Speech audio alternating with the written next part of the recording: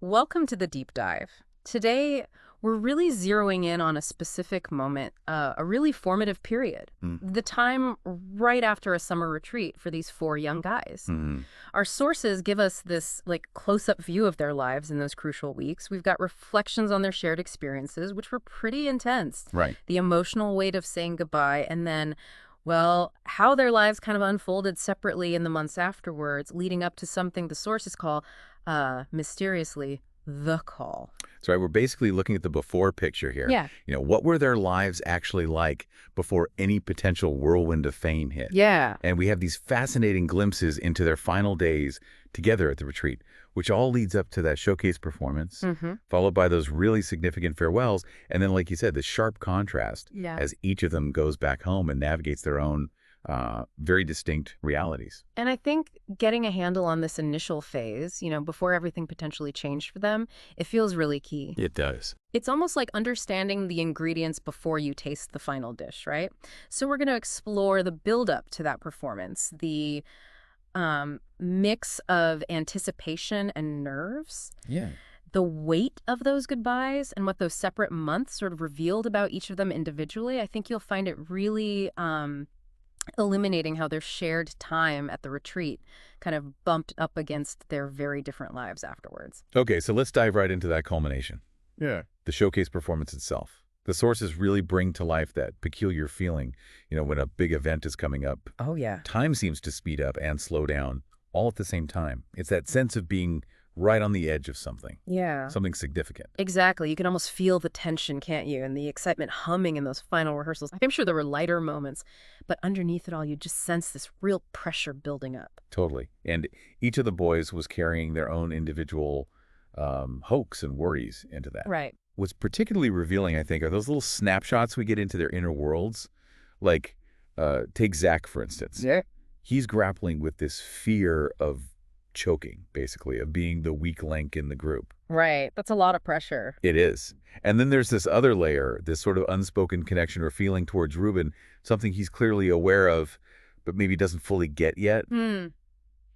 How do you think that kind of internal pressure, maybe those budding relationships or dynamics might have actually influenced their performance? That's a really good question. Mhm. It makes you wonder, doesn't it, how those early anxieties might have played out later if they had gone on to perform under much, much bigger stakes. For sure. And then you've got Reece. His drive for perfection seems so tied up with wanting to impress Jayla, Right. but also this deeper fear, maybe, of just letting people down in general. Yeah, and that moment where he actually voices that fear and she reassures him, it says a lot, I think, about their connection, even with all the group intensity going on around them. It really does. Yeah. It sort of underscores how those personal bonds could offer some support, Yeah. within this really high-pressure environment. Definitely. And John, his intense focus on the vocal arrangements, it almost feels like that was his way of exerting some control Yeah, I could see that. in a situation with so many unknowns. Hmm.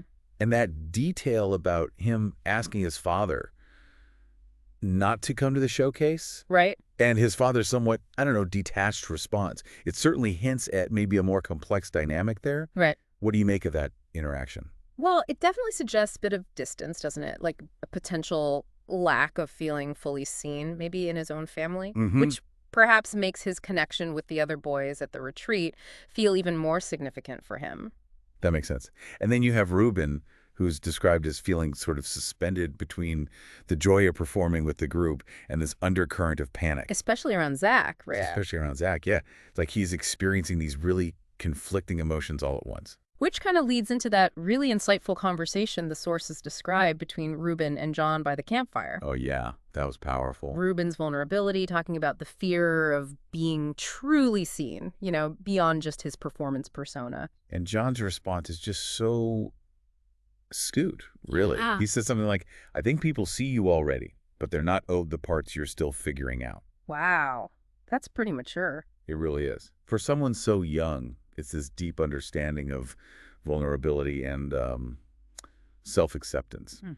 How do you think that exchange might have impacted Ruben's perspective moving forward?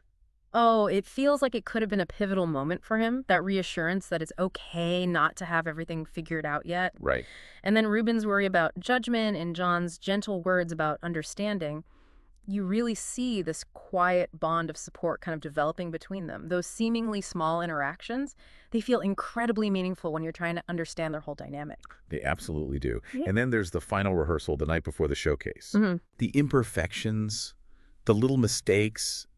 It wasn't polished, apparently, but the source says it felt like something they'd carry home. I like that. Yeah, that imperfection made it real, tangible, a shared memory of their journey together, flaws and all. Exactly. It wasn't about achieving this flawless perfection. It was about the collective effort, right? The hiccups along the way, the whole shared experience that kind of bound them together. And then the atmosphere shifts on the actual day of the showcase.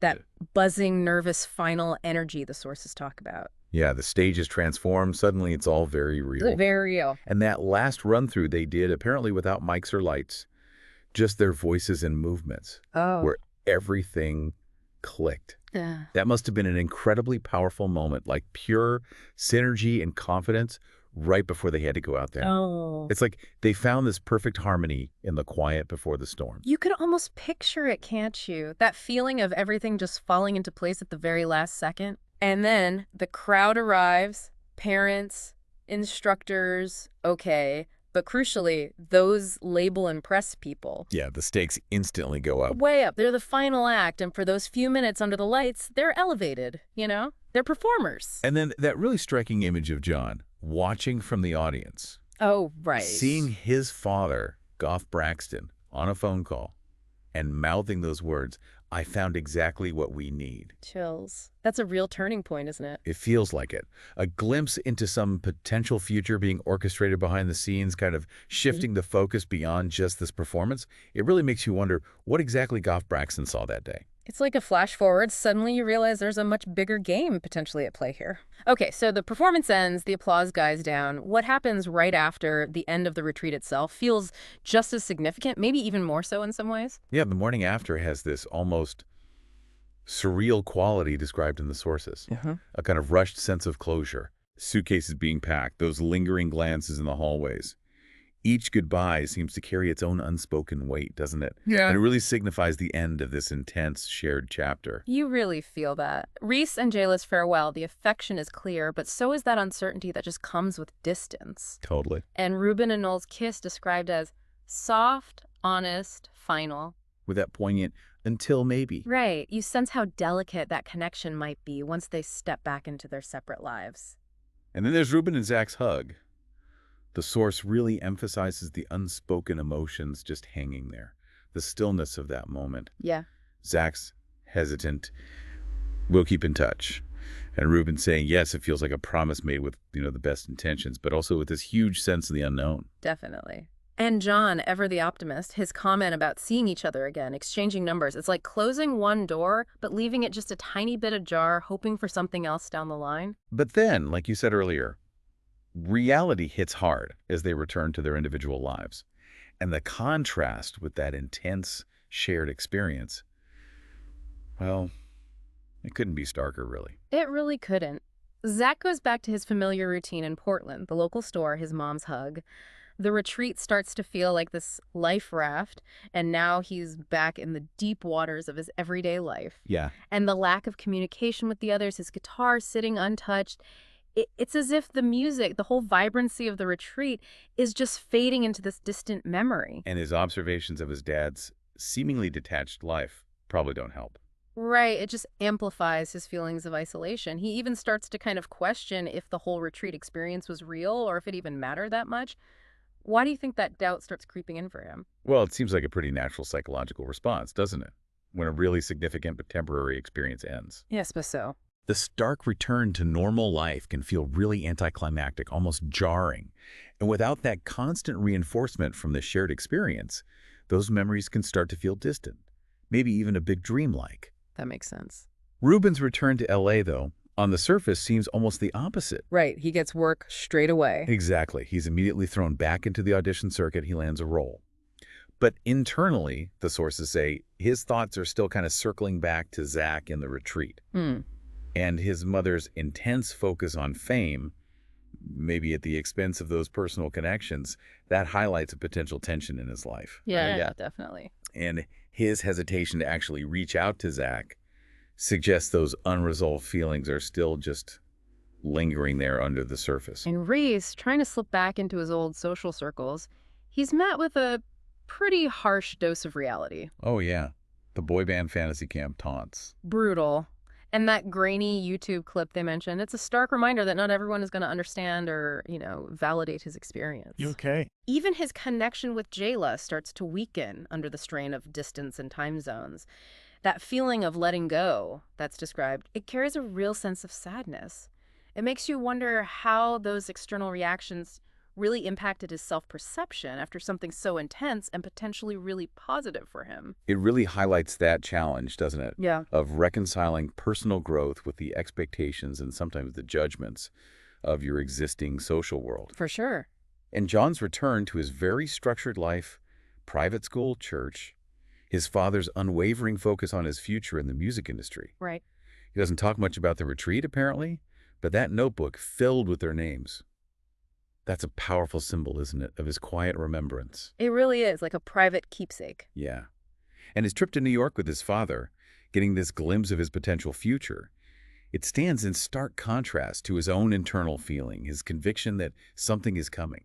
He seems to be observing, absorbing, holding on to that memory of the retreat as a really significant touchstone. It's remarkable when you think about it, this intense bond forged over just a few weeks, followed by this almost complete silence and separation.